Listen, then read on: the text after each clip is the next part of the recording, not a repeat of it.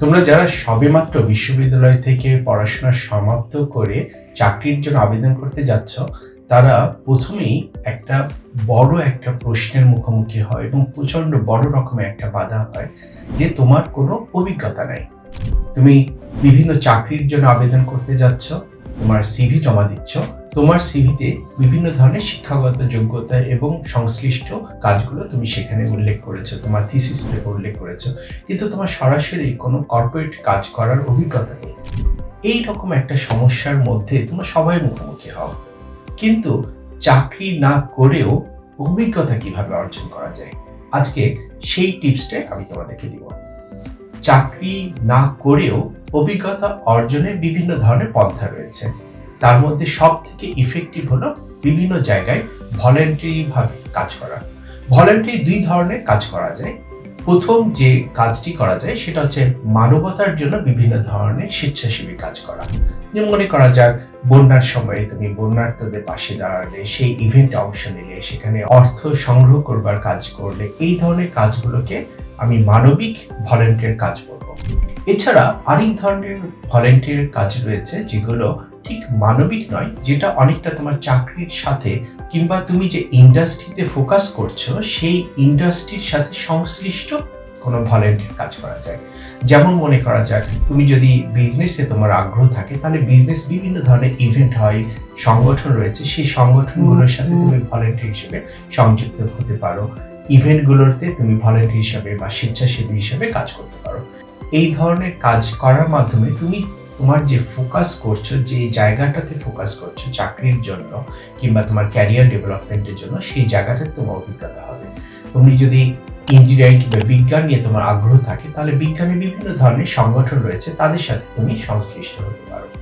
এইভাবে এই মানবিক ভলান্টিয়ার এবং দ্বিতীয়ত তোমার ক্যারিয়ারের সংশ্লিষ্ট ভলেন্টিয়ার কাজ, এই দুটো ভলেন্টিয়ার কাজের অভিজ্ঞতা তুমি যদি তোমার সিভিতে সংযুক্ত করো, তাহলে সেটা তোমার সিভিকে আরেকটু এনরিচ করবে। তুমি সরাসরি কোনো তোমার চাকরির অভিজ্ঞতা নাই, কিন্তু তোমার এই ভলেন্টিয়ার কাজগুলোর অভিজ্ঞতা তোমাদেরকে সাহায্য করবে। এই ভলেন্টিয়ার কাজের মাধ্যমে তুমি 3 ধরনের উপকার পাবে। প্রথম যে উপকারটি পাবে সেটি হলো তোমার নেটওয়ার্ক তৈরি হবে, তুমি মানুষজনের সাথে পরিচিত হবে, তুমি তোমার পরিচিত জনদের নেটওয়ার্ক অনেক বাড়াতে পারবে। জানাশোনা করার মাধ্যমে সেই মানুষগুলোর কাছ থেকে তুমি অনেক কিছু শিখতে পারবে, তোমার জ্ঞান অর্জন হবে। দ্বিতীয়ত, তোমার সিভির পোর্টফোলিও বাড়বে, সেটা অনেক সময় রেফারেন্স লেটার সংগ্রহ করবার সময় তোমাদেরকে সাহায্য করতে পারে। এবং তৃতীয়ত, সব থেকে গুরুত্বপূর্ণ, সেটা তোমার কনফিডেন্স বাড়াবে। তোমার অভিজ্ঞতা হবার কারণে তুমি আরো অন্য অ্যাঙ্গেলে জিনিসটি চিন্তা করতে পারবা এবং তোমার দক্ষতা বাড়বে, যেটা অনেক সময় বিশ্ববিদ্যালয় থেকে করা সম্ভব হয়ে ওঠে না। এইভাবে তুমি ভলান্টিয়ার বিভিন্ন কাজ করার মাধ্যমে তুমি তোমার সিভিটাকে তুমি এনরিচ করছো। কিন্তু এখন প্রশ্ন হতে পারে যে কখন ভলান্টিয়ার করবে। আমি মনে করি তুমি চাকরিতে যখন তুমি আবেদন করতে যাচ্ছ, তখনই তুমি যদি ভলান্টিয়ার কাজগুলো শুরু করো, সেক্ষেত্রে তোমার জন্য একটু প্রেশার হয়ে যেতে পারে, কিংবা মনে হতে পারে যেন শেষ মুহূর্তে তুমি চেষ্টা করছো। সেজন্য আমার দৃষ্টিভঙ্গি হলো, তুমি যখন বিশ্ববিদ্যালয় কিংবা কলেজে রয়েছো, ঠিক তখন থেকে একটু একটু করে ধীরে সুস্থে বিভিন্ন অর্গানাইজেশনগুলোর সাথে তুমি ভলান্টিয়ার হিসেবে সংযুক্ত হও এবং চেনাশোনা তোমার নেটওয়ার্ক বাড়াতে থাকো। আর তোমরা যদি কোনো কিছুই না পাও, কোনো সংগঠন খুঁজে পাচ্ছ না, তাহলে অসুবিধা নেই, আমাদের বিজ্ঞানী অর্গের সাথে সংযুক্ত হতে পারো।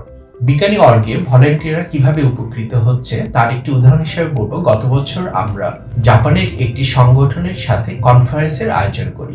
এই কনফারেন্সের আয়োজন করবার জন্য বিজ্ঞানী অর্গের কয়েকজন ভলান্টিয়ার অংশ নিয়েছিল।